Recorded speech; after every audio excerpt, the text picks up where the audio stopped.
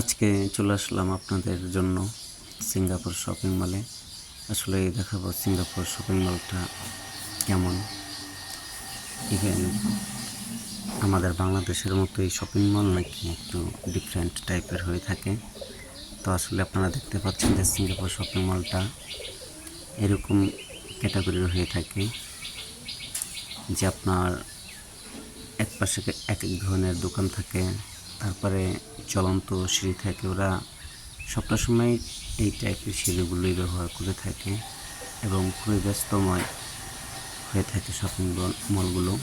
দেখতে পাচ্ছেন মানুষ কেনাকাটা করে বাসায় ফিরছে, কেউ আবার মানে এই চলমান সিঁড়ি দিয়ে উপরের দিকে উঠছে, আবার কেউ নিচের দিকে নামছে।